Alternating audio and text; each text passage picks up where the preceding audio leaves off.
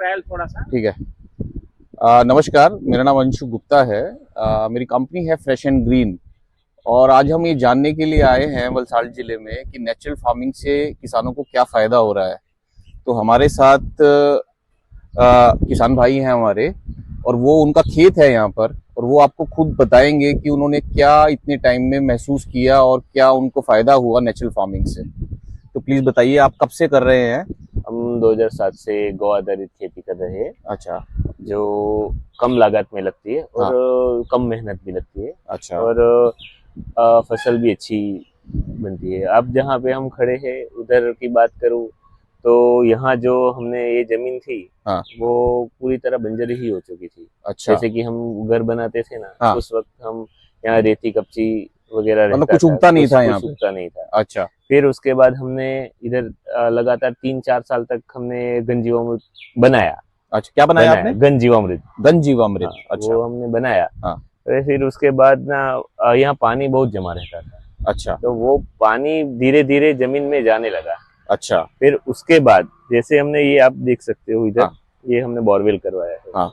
तो हमारे गांव में, पूरे गांव में लोगों का कभी 60 फीट पे, 80 फीट पे या 90 या 100 फीट पे पानी लगता था। बराबर।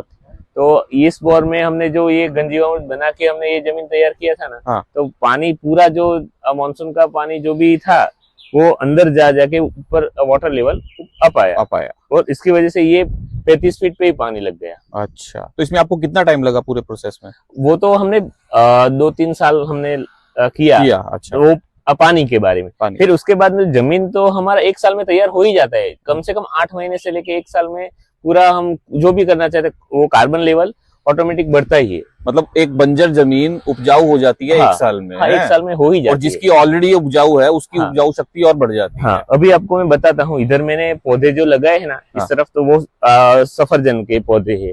अच्छा। ये वाला दिख रहा है जो हरा भरा दिख रहा है ना। हाँ जी, हाँ जी। ये है, इसके बाद ये है, ये यहाँ के 5 तरह के है। फिर ये लीची है, ये वाली लीची है। लीची है। अच्छा। फिर आगे भी देखोगे ना, वो भी उधर लीची है। फिर कमरक है। फ्रूट का मैंने बनाया है। इधर मैंने सब्जी लगाई थी सिर्फ एक ही प्रकार की। अच्छा। जो हम पालक भाजी। अच्छा। तो उसका मैं क्या करता हूँ कि उसका भी मैं वैल्यू एडिशन करता हूँ। जैसे कि हम पालक तो बाजार में बेच देते हैं, तो उसका क्या करते हैं कि वो तो हमको किलो का 20 या 30 रुपया या 40 रुपए जैसा जैसा भाव हमें मिलता है। लेकिन हम क्या करते हैं कि ये जो पालक भाजी है उसको हार्वेस्टिंग करके हम उसका छोटे छोटे टुकड़े करके ड्राई कर देते हैं। अच्छा। फिर उसका हम पाउडर बनाते हैं। अब वो पाउडर का कहाँ कहाँ उपयोग होता है, जैसे कि हम थेपले बनाने में उपयोग करते हैं, फिर सब्जी बनाने में करते हैं। जैसे कि मान लीजिए अभी होटल में जो सब्जी बनती है पालक पनीर की, तो उसमें जो ग्रेवी आएगी तो कौन सा, वो तो पाउडर का ही आएगा, पालक का। तो हमने ऐसा कॉन्सेप्ट करके बहुत सारा चीजों का हम मूल्यवर्धन, मतलब आपने वैल्यू एडिशन करके उसी चीज की वैल्यू बढ़ा के बेचा है। तो ये किसानों के लिए बहुत अच्छा मैसेज है कि भैया आप एक तो अच्छी चीज दोगे और उस वैल्यू एडिशन बढ़ा के आपको जो है मुनाफा भी ज्यादा हो सकता है। मैं आपसे यही सवाल करना चाहता हूँ कि भाई हम लोग जो केमिकल की खेती करते थे, लेकिन अभी जैसे कि आप बताए कि भाई नेचुरल फार्मिंग करो तो उसमें अच्छा है, तो हमको इसका मतलब कोई फायदा वगैरह इसका क्या है वो आप थोड़ा बताओ। हाँ, पहले तो आप नेचुरल फार्मिंग में आएंगे तो आपको एक गाय माता आपको चाहिए, वो आपके पास हमने रखी है अभी। तो उसी में से ही हमको धीरे धीरे उसका गोबर और गौमूत्र से हमको खेती करना है।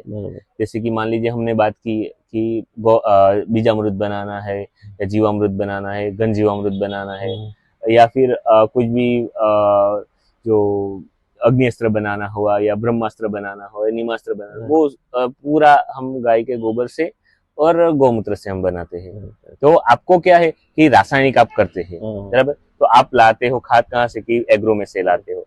फिर मान लीजिए कोई ऑर्गेनिक वाला बनाता है, तो वो ऑर्गेनिक खाद जो भी जहाँ से मिलता है, जैसे कि एग्रो में, तो वहां से लाएगा।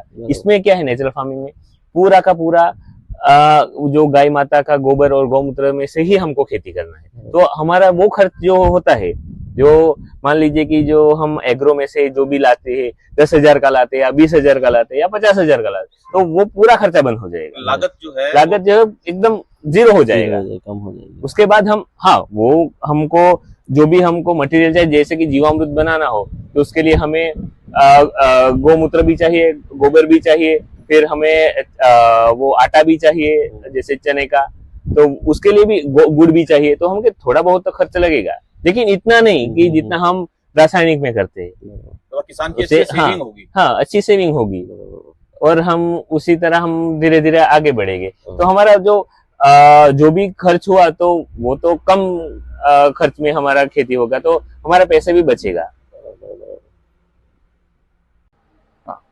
तो अब आप बताइए कि किसान को नेचुरल फार्मिंग में जान के क्या फायदा है? किसान को जो है कमर्शियली और फाइनेंशियली उसको क्या गेन होता है जो कि उसको दूसरी खेती में नहीं होता? ऐसा क्या है?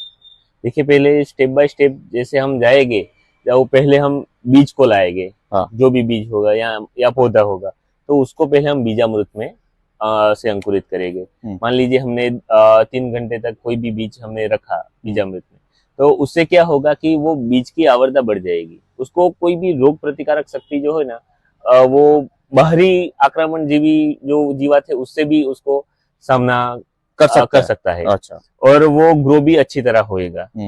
फिर उसके बाद जैसे कि बीज हमने अंकुरित किया, फिर वो बढ़ता जाएगा, तो उसके स्टेप बाय स्टेप हम जीवामृत उसको डालना है। अब अच्छा। कैसे डालना है कि मान लीजिए कि आपने एक बार डाला, हाँ। तो सब्जी हुई तो आप 5 या 6 दिन के बाद दूसरी बार आप डाल सकते हैं। वैसे आप ज्यादातर नहीं, 4 बार या 3 बार भी डालोगे ना तो भी अच्छा रहेगा। फिर उसके बाद हम घन जीवामृत पे जाएंगे। फिर उसके बाद हमें जो मान लीजिए कि हमारा जो जमीन है तो उसमें कार्बन तत्व बढ़ाना है, तो उसको हम आच्छादन भी करना पड़ेगा। तो मान लीजिए कि हमारा खेत में जो भी कूड़ा कचरा है तो उसको हम खरपतवार है वो हम साफ करेंगे ना, तो उधर ही डालना है जिधर हमने जो बोया है ना, उधर ही। तो अच्छा। हमारा पूरा फिर से आच्छादन हो जाएगा। फिर उसके बाद जैसे कि जीवात आ जाते हैं, जैसे कि व्हाइट फ्लाई बोलते हैं या फिर चूसिया प्रकार की जीवात बोलते हैं, तो ऐसा कुछ आक्रमण होगा तो हमें उसका नीमास्त्र का उपयोग करना पड़ेगा या फिर अग्नि अस्त्र का हम उपयोग कर सकते हैं। तो मैं जो करता हूँ ना, तो मेरी बात करता हूँ तो मैं अग्नि अस्त्र का उपयोग ज्यादा करता हूँ। अच्छा। तो वो क्या है कि एक बार भी हम डालेंगे ना तो वो प्रॉब्लम सॉल्व हो जाएगा। अच्छा। और ये जीवामृत, घन जीवामृत और अग्नि अस्त्र, हाँ।